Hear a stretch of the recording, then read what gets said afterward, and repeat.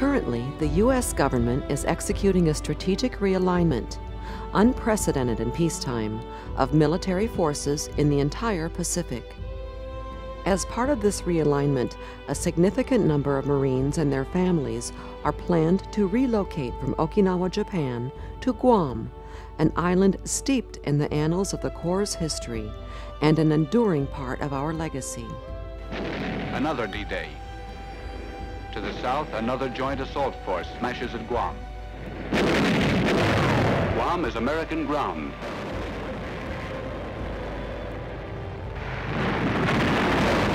The flag is planted again on Guam. It has a special meaning for every one of us. One of the many challenges associated with this relocation is the identification, construction, and operation of the training facilities and ranges required for the Marine Corps forces on Guam. As America's expeditionary force in readiness, it is imperative for the Marine Corps that its Marines have ready access to high-quality training facilities. The Marine Corps utilizes a variety of training facilities, from individual skills to live fire, to combined arms, to maneuver ranges. The intent of our training is to fully prepare our primary asset, the individual Marine, for combat.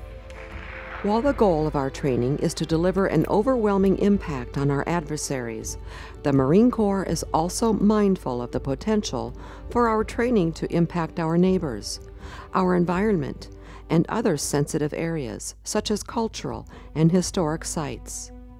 With this in mind, the Marine Corps strives to live up to its reputation as a good neighbor.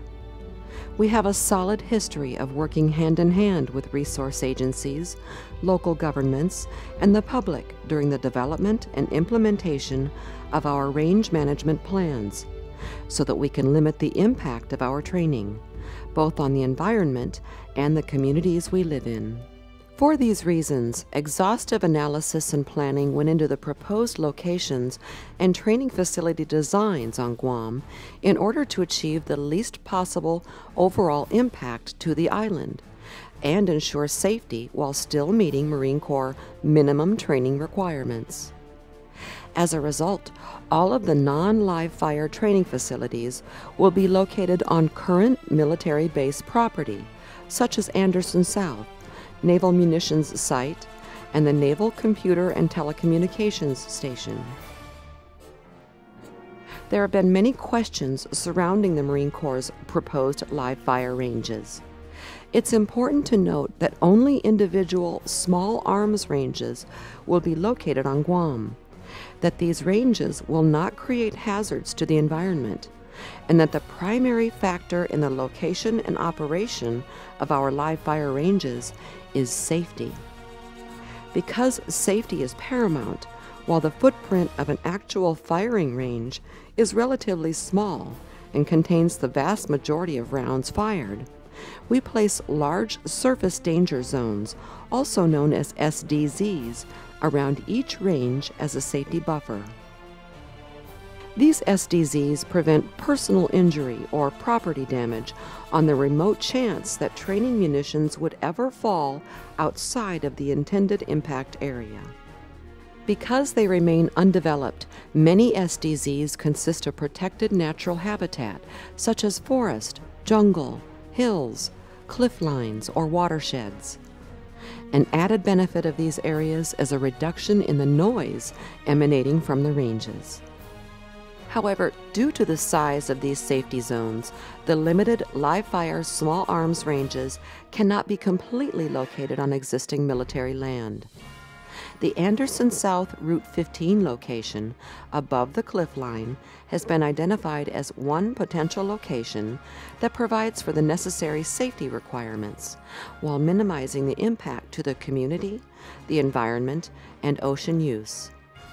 We want to stress that should the decision be made to locate the ranges at Route 15, there will be no hazards to the Pagat Village or the cave area, and ownership and control of the historical site will remain with the government of Guam, as it does today, and 24/7 unimpeded access to Pagat Village and cave will continue. Another potential location for the live fire ranges is the Naval Munitions Site.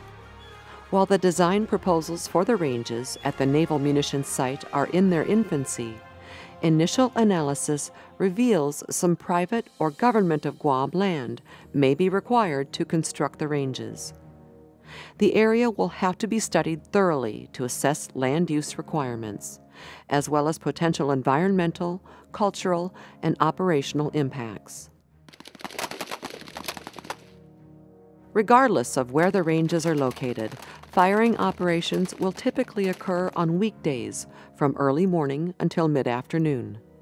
Firing on weekends or nights will be coordinated with the community well in advance.